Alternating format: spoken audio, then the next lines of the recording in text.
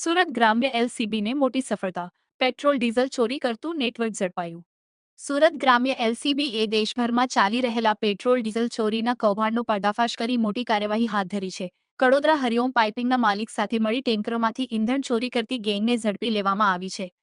Police અધિક્ષક હિતેશ જોયસરના માર્ગદર્શન હેઠળ એલસીબી ટીમે ટેકનિકલ સર્વેલન્સ અને ગુપ્ત બાતમીના આધારે તપાસ ચલાવી હતી. આ કામગીરીમાં અનેક આરોપીઓને ઝડપી લઈને વધુ તપાસ શરૂ કરવામાં આવી છે. SX24 ન્યૂઝ ગુજરાતી સાથે અશ્વિન ચાવડા, સુરત.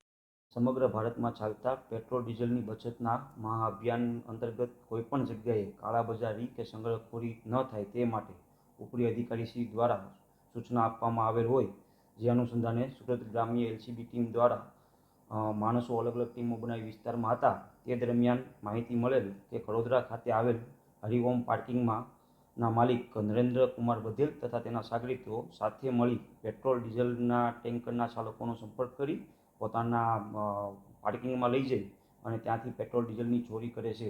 જે માહિતીના આધારે સદર જગ્યાએ રેડ કરતા નરેન્દ્ર બધેલ, મુખ્ય સૂત્રધાર મનોજ સેવક, એમના સાગરીત અને સુજીત કુમાર ટેન્કરના ચાલક નાઓને સ્થળ પરથી પકડી પાડેલ અને તેઓના વિરુદ્ધ કાયદેસર કાર્યવાહી કરવામાં આવેલ છે. હાલની પરિસ્થિતિને ધ્યાનમાં રાખી 28,200 લીટરનું પેટ્રોલ ભરેલું ટેન્કર ઇન્ડિયન ઓઇલ કોર્પોરેશનને પરત સોંપવામાં આવેલ છે. સદર નેટવર્ક કેટલા સમયથી ચાલતું હતું અને આ પેટ્રોલ અને ડીઝલનો વેચાણ કોને કરવામાં આવતું હતું અને આ સિવાય બીજા કોણ સંકળાયેલા છે, એ સમજો અંગે વધુ તપાસ કડોદરા પોલીસ કરી રહેલ છે.